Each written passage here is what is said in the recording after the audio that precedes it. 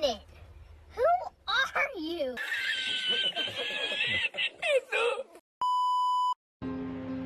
Assalamualaikum warahmatullahi wabarakatuh. Perkenalkan, nama saya Anita Apsari dengan NIM F022001. Di sini saya akan menjelaskan tentang hasil praktikum kimia farmasi 2. Yang pertama adalah titrasi asidi alkalimetri. Titrasi asidi alkalimetri adalah dua jenis titran volumetrik yang digunakan untuk menentukan konsentrasi asam dan basa dalam suatu larutan. Kemudian prinsip kerja dari asidi alkalimetri, juga dikenal sebagai titrasi asam basa, adalah metode analisis kuantitatif untuk menentukan konsentrasi dan asam atau basa. Kemudian ada keuntungan dan kerugian. Keuntungan titrasi asidi alkalimetri yang itu pertama, yang sederhana dan cepat, mudah dilakukan dengan peralatan dasar. Kemudian yang kedua ada akurasi tinggi, dapat memberikan hasil yang akurat dan presisi. Biaya sangat rendah, reagen murah dan mudah didapatkan. Yang keempat ada versatilitas, bisa digunakan untuk berbagai jenis asam dan basa. Yang terakhir yaitu indikator visual. Perubahan warna indikator memudahkan identifikasi titik akhir. Kemudian ada kerugiannya. Kerugian titrasi asidi alkalimetri yang pertama adalah ketergantungan pada indikator. Pemilihan indikator yang salah dapat menyebabkan kesalahan. Kemudian yang kedua ada pengaruh ion lain. Ion lain dalam larutan dapat mengganggu hasil. Kemudian yang ketiga ada titik akhir subjektif. Perubahan warna bisa tidak jelas dan membuat titik akhir subjektif. Kemudian yang keempat ada konsentrasi terbatas, kurang efektif untuk larutan dengan konsentrasi yang sangat rendah atau tinggi. Kemudian yang kelima ada pengaruh suhu. Suhu dapat mempengaruhi hasil titrasi. Kemudian yang selanjutnya ada cara kerja analisis kualitatif. Adapun cara kerja yang kami lakukan dan hasil yang kami dapatkan dalam percobaan satu ini, yang pertama secara analisis kualitatif. Sampel ditambahkan larutan FeSCl3 membentuk warna ungu dan ditambahkan lagi dengan alkohol, warnanya tetap ungu atau stabil dalam alkohol. Kemudian yang kedua, sampel ditambahkan metanol plus larutan H2SO4 lalu dipanaskan, berbau ganda pura. Kemudian ada analisis kuantitatif.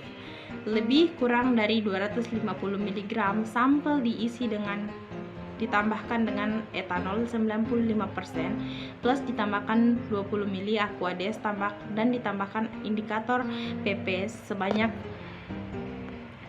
2-3 tetes. Kemudian ditaruh di Erlenmeyer lalu dititrasi dengan larutan NaOH di buret. Kemudian sampel yang dititrasi dengan NaOH tadi berubah warna menjadi merah muda dan konsentrasinya adalah 0,00147, yaitu ini dinyatakan berhasil.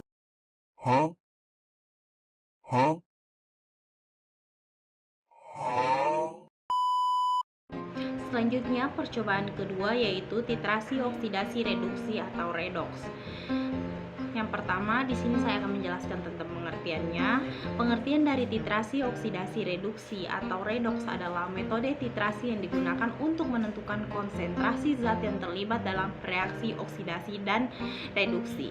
Kemudian ada prinsip kerja dari titrasi reduksi oksidasi atau redox, yaitu menggunakan reaksi redoks antara analit dan titran untuk menentukan konsentrasi larutan suatu zat yang dapat bertindak sebagai oksidan dan pereduksi.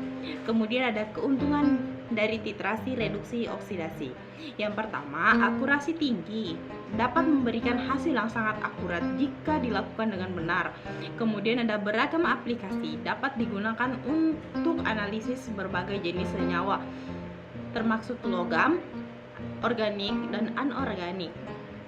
Kemudian ada indikator elektrokimia, menggunakan potensiometri atau elektroda khusus untuk menentukan titik akhir, mengurangi subjektivitas. Kemudian ada sensitivitas, mampu mendeteksi konsentrasi yang sangat rendah dari zat yang dianalisis. Yang terakhir ada reaksi spesifik.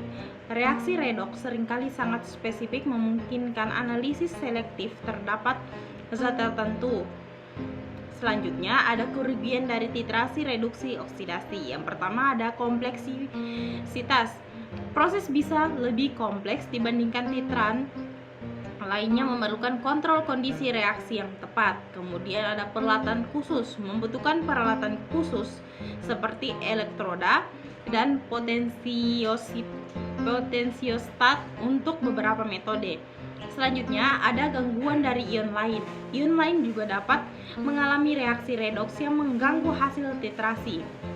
Selanjutnya ada sensitif terhadap kondisi. Reaksi redoks dapat sensitif terhadap pH dan suhu, sehingga kondisi harus dijaga dengan konstan. Kemudian ada waktu dan biaya.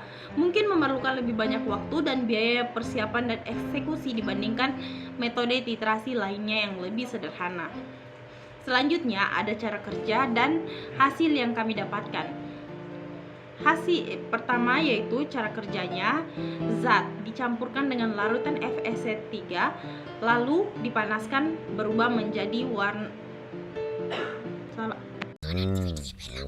Macam tak betul je budak ni. Jadi dari hasil yang kita dapatkan dari analisis kualitatif dan kuantitatif tidak berhasil karena sampel yang digunakan tidak sesuai, atau sampel yang digunakan berwarna kuning yang seharusnya sampel yang digunakan yaitu berwarna putih.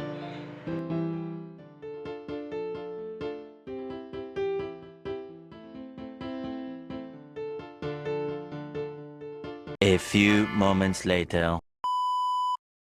Selanjutnya masuk pada percobaan ketiga yaitu titrasi argentometri. Pengertian dari titrasi argentometri ini adalah metode analisis kuantitatif yang menggunakan reaksi pengendapan untuk menentukan kadar zat dalam larutan. Prinsip dasarnya adalah reaksi pengendapan mencapai kesetimbangan pada setiap penambahan titran. Tidak ada pengotor yang mengganggu dan diperlukan indikator untuk melihat titik akhir titrasi. Kemudian ada keuntungan dan kerugiannya. Keuntungan dari titrasi argentometri ini yang pertama adalah akurasi tinggi, memberikan hasil yang akurat dalam penentuan ion halida seperti klorida, bromida, dan iodida. Kemudian ada spesifitas, sangat spesifik untuk ion tertentu sehingga gangguan dari ion lain minimal. Kemudian ada metode visual, penggunaan indikator seperti kalium kromat, metode Moore, menggunakan penentuan titik akhir yang jelas melalui perubahan warna. Kemudian ada metode potensimetri, penggunaan elektroda perak menghasilkan hasil yang akurat dan objektif. Kemudian sederhana, proses relatif sederhana dan tidak memerlukan peralatan yang kompleks. Selanjutnya ada kerugian dari titrasi argentometri. Yang pertama yaitu ada gangguan ion lain. Ion lain yang membentuk presipitat dengan perak dapat mengganggu hasil titrasi. Kemudian yang kedua ada kontrol kondisi yang ketat. pH dengan suhu harus dikontrol dengan ketat untuk menghindari kesalahan dalam penentuan titik akhir. Kemudian yang ketiga ada keterbatasan aplikasi. Terbatas pada analisis ion yang membentuk presipitat dengan perak seperti halida. Indikator visual subjektif, penentuan akhir berdasarkan perubahan warna dapat menjadi subjektif. Kemudian yang kelima ada pengaruh kekeruhan. Larutan yang sangat keruh dapat mempersulit pengamatan perubahan warna atau titik akhir. Selanjutnya ada cara kerja dan hasil yang kami dapatkan. Yang pertama ada analisis kualitatif. Sampel ditambahkan dengan pereaksi Mayer menghasilkan endapan kuning.